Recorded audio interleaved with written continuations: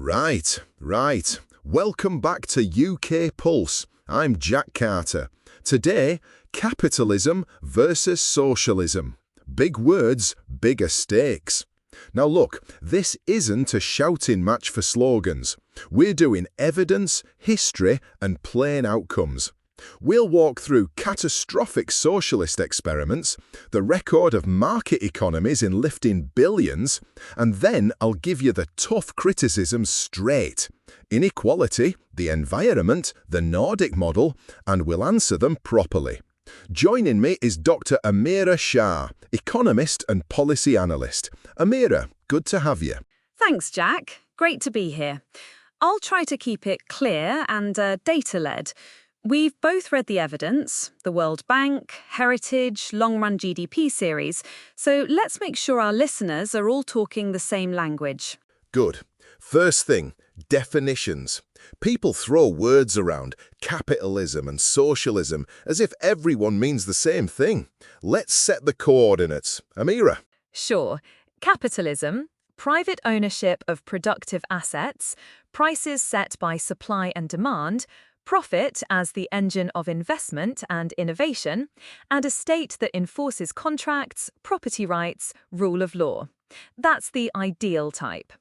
Socialism, in the forms we'll discuss, generally means significant state ownership or political control over production, central planning decisions instead of markets, price controls, and a heavy emphasis on equal outcomes through redistribution.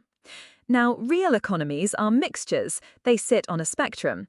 But the closer a system comes to market freedom, the better the outcomes on most objective measures.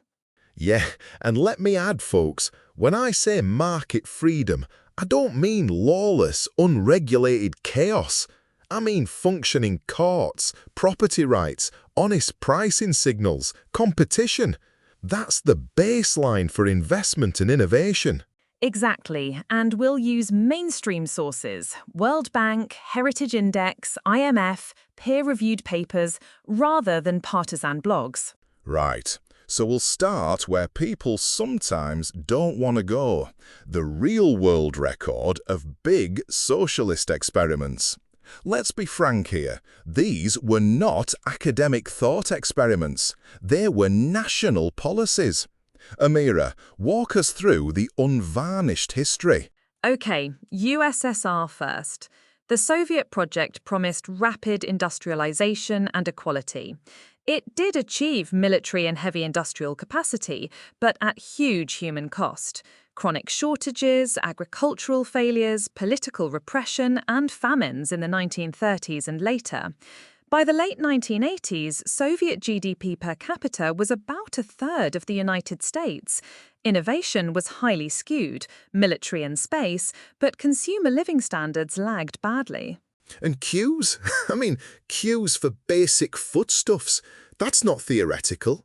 That's your neighbour waiting outside a shop, not being able to buy milk. People forget that. No, they don't forget. They sometimes misremember. Then look at Venezuela, once one of the richest countries in Latin America, oil-rich. From roughly the late 1990s, the state nationalized major industries, imposed price controls, and tightly managed currency. The results? By the 2010s, hyperinflation, GDP collapsed, estimates put cumulative GDP declines in the 70 to 75% range from peak to trough, severe shortages, and a refugee crisis of millions leaving the country. Hyperinflation in the hundreds of thousands, even into the millions percentage points. Shelves empty, hospitals short of supplies, and this is a country with oil. That tells you something about incentives and management. It does. And then the Korean Peninsula, the classic natural experiment. Same cultural starting point, diverging systems. South Korea embraced markets, trade, and education.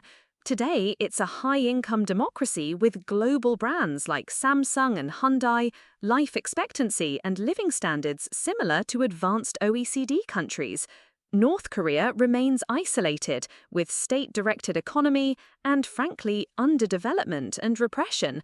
The divergence over 70+ years is stark. Right. And there are other tragic examples. Mao's China before reform, Cambodia under the Khmer Rouge, Cuba's long economic stagnation compared to market-oriented neighbours. The pattern repeats. Central planning leads to low productivity, shortages and political repression. Amira, some listeners will say, but those weren't true socialisms. How do you respond?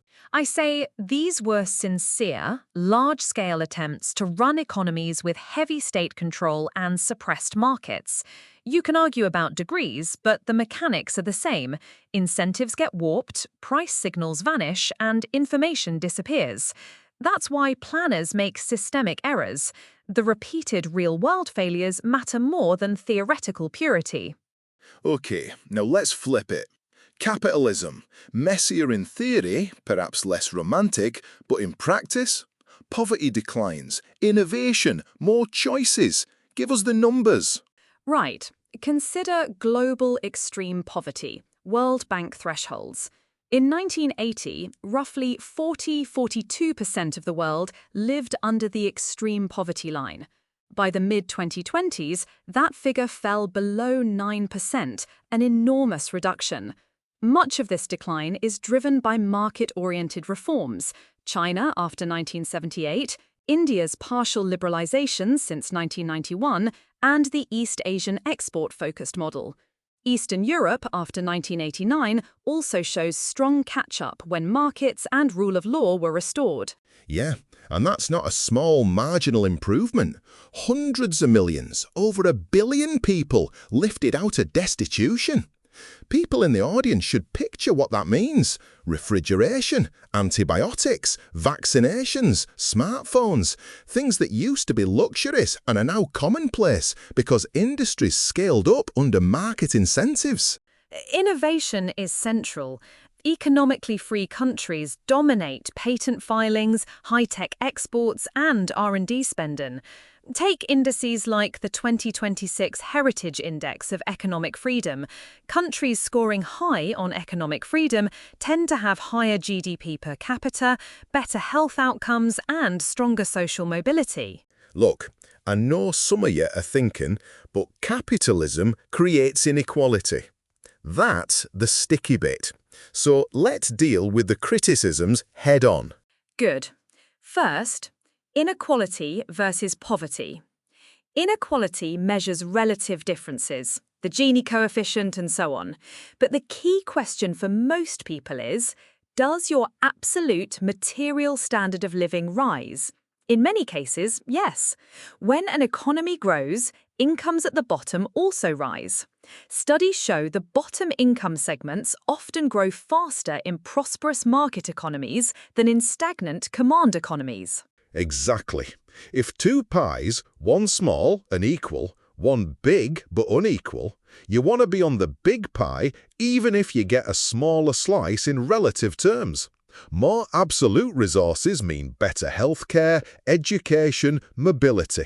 Now, environment. People rightly say markets can pollute. That's true. Yes, markets can create negative externalities, pollution, carbon emissions, when costs aren't priced. But wealthy market economies also pioneer cleaner technologies. Think of the dramatic cost falls in solar PV and batteries over the last 15 years. That innovation mostly came from private sector R&D, plus policy frameworks that rewarded clean tech. Plus, affluent democracies can afford and politically sustain robust environmental regulation. The disasters, Aral Sea desiccation, Soviet-era industrial pollution, came often from state-driven neglect or misallocation of resources. And the Nordic thing, the classic. People point to Sweden and think socialism works, but that's misleading. Amira? Nordic countries are often called socialist in casual conversation, but they're better described as capitalist economies with large welfare states. They have strong property rights, competitive private sectors, openness to trade, and high levels of economic freedom by many metrics. Their generous social safety nets are funded by wealth generated in largely market-based economies. So they show that you can pair market dynamism with redistribution, but only because the market created the wealth in the first place. Exactly. Without a vibrant private sector, their model wouldn't be possible. That's a crucial point for listeners who might sympathize with equality goals but assume socialism is the only way. It's not. Which brings us to trade-offs. Socialism often prioritizes equality of outcomes, but that can shrink the pie. Growth is what finances welfare spending sustainably. Policies that crash incentives may create equality, but through poverty, which is not a moral improvement. Let's be frank, capitalism isn't perfect. There are market failures, monopolies, short-termism. That's why sensible rules matter. Competition policy, anti-corruption, progressive taxation, safety nets, regulation to price externalities. I'm pro-freedom, not pro-anarchy. Exactly. The practical argument isn't capitalism and nothing else. It's capitalism plus institutions, impartial courts, contract enforcement, open trade, and targeted social policies. That combination has produced the best real-world outcomes in terms of poverty reduction and innovation. A point I keep banging on: incentives. Human beings respond to costs and rewards. When entrepreneurs can keep gains from a successful venture, they take risks, create jobs, and drive innovation. Central planners face an impossible task trying to aggregate billions of individual preferences into one plan. Prices in markets are information. You can't replicate that with a committee. Right. Friedrich Hayek's information problem matters. Markets coordinate dispersed knowledge through prices. That's why decentralized decision-making tends to outperform centralized planning in complex economies. Before we wrap, some concrete takeaways for listeners who are skeptical of laissez-faire but open-minded. 1. Look at absolute improvements in material life, not just relative differences. 2. Check cross-country data on economic freedom and outcomes. 3. Don't romanticize intent over outcome. Policies with appealing aims can produce disaster in practice. 4. Support capitalism, but be loud about rules and fairness. And 4 or 5, read the real-world case studies. Venezuela, the Soviet Union, North Korea, China pre-reform, they're not caricatures. Then compare them to South Korea, Poland post-1989, Singapore or Switzerland. The differences are informative. Also, dig into the data.